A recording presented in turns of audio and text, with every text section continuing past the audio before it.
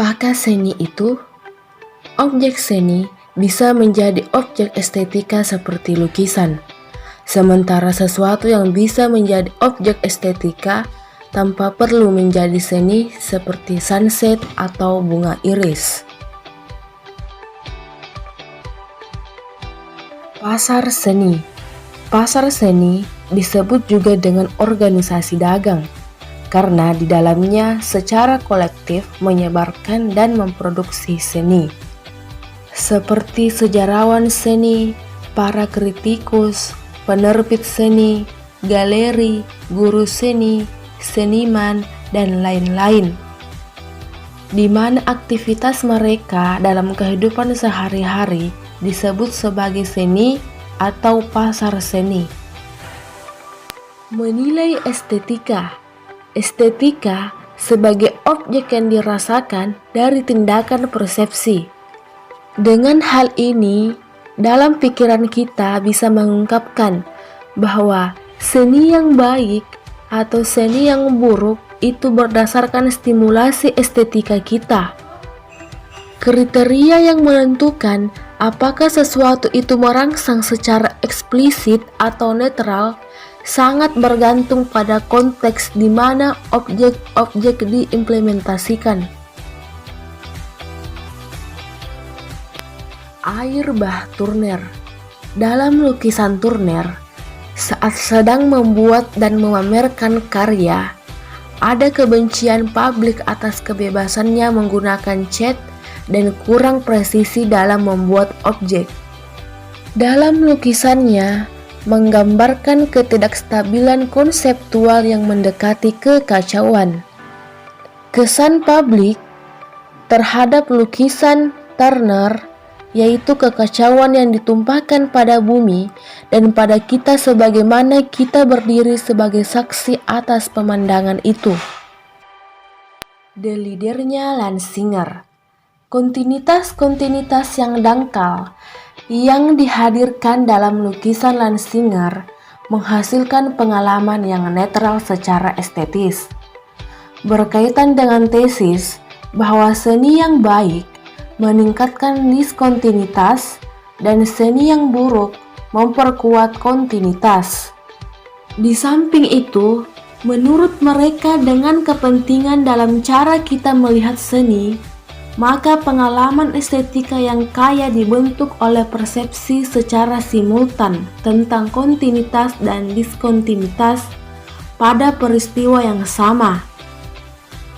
Lukisan Lansinger menawarkan kontinuitas tanpa kekacauan karena lukisannya menggambarkan sang pemimpin pembawa bendera. Cita rasa yang minim. Keteraturannya yang jelas dan kurangnya variasi seringkali dianggap luar biasa indah, menyenangkan, dan menggairahkan. Estetika minimalis membuat pengaruh yang kuat secara tepat melalui variasinya dari pengalaman sensual kita tentang dunia, yang biasanya merupakan bagian dari kekusutan, kebingungan, keragaman, dan kontrak. Koneksi-koneksi yang berbeda. Dalam sebuah aturan komposisi yang sangat dikenal, stimulasi estetika bisa ditingkatkan ketika konsep-konsep dipaksa bersama pada satu lokasi dari posisi-posisi yang relatif beragam. Mengapa demikian? Kita bisa berspekulasi bahwa jumlah energi yang diperlukan untuk menghubungkan konsep-konsep tentang perbedaan yang besar menghasilkan dorongan kegembiraan yang memberi kekuatan pada subjek sadar yang aktif. Biasanya disertai dengan dorongan kegembiraan pada sensasi badania. Kebingungan yang koheren. Bagaimana kita menganalisis perbedaan antara keteraturan dan ketidakteraturan? Kita pada akhirnya harus bisa menjelaskan kenyataan paling dasar dari pengalaman estetika. Kenyataan bahwa kegembiraan terletak di antara kebosanan dan kebingungan. Kita telah melihat Bagaimana eksistensi manusia terkunci pada konflik abadi antara kebutuhan untuk mempertahankan rasa atas keteraturan. Sementara di sisi lain, adanya kesadaran bahwa stabilitas semacam itu rentan terhadap kehancuran dan kolaps. Rasa senang. Dengan berbagai cara, respon panca indera atas stimuli lingkungan energik mencerminkan respon kognitif atas stimuli psikis.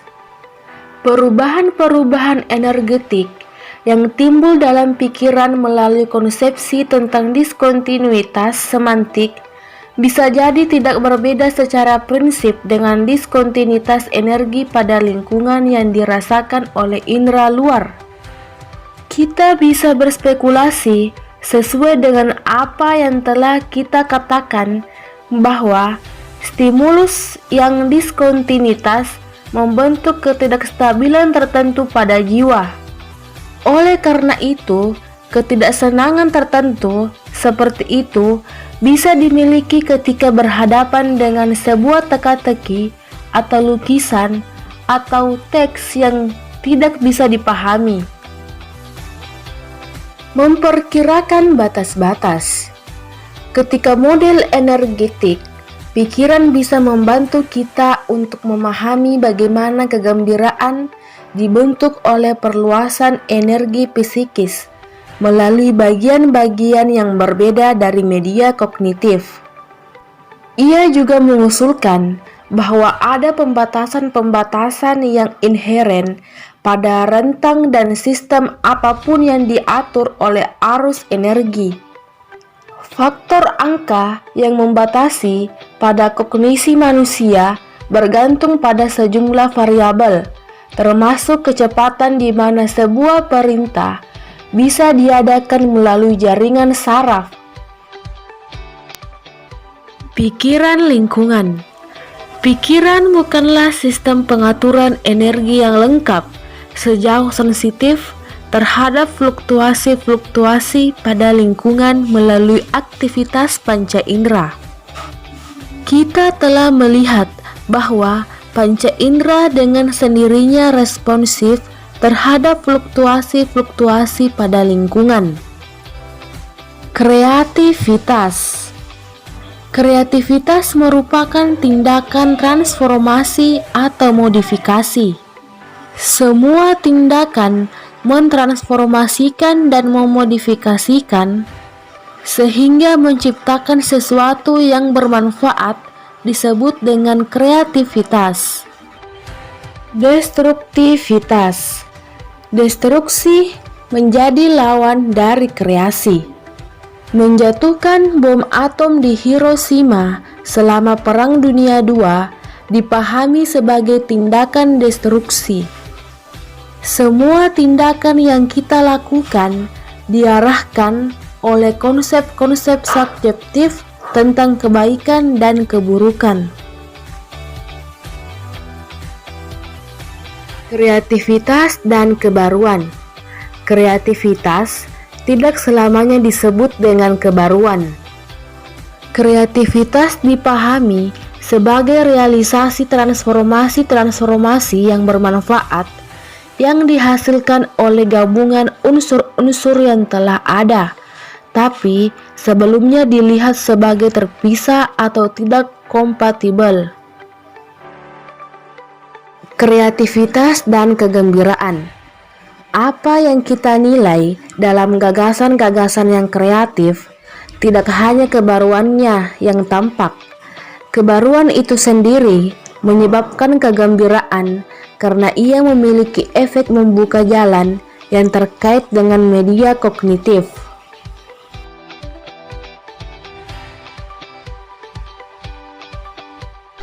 Berikutnya materi ketidaksesuaian yang kreatif.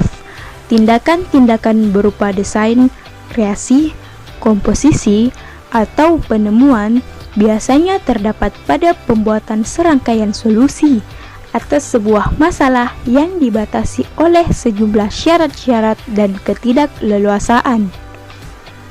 Setiap solusi yang mungkin diuji melawan pembatasan-pembatasan yang dipaksakan oleh konteks struktural yang barangkali termasuk faktor determinan teknis, konvensi artistik, preseden sejarah, dan sebagainya.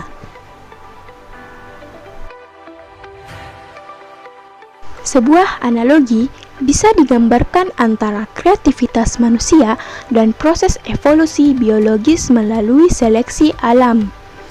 Teori evolusi menyatakan bahwa organisme secara acak membentuk karakteristik baru melalui mutasi genetik yang membuat suatu organisme dapat menyesuaikan diri dengan lingkungannya.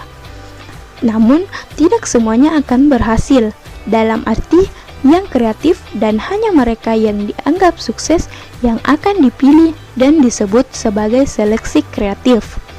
Hal ini memberikan penjelasan bagaimana proses kreatif manusia terbentuk.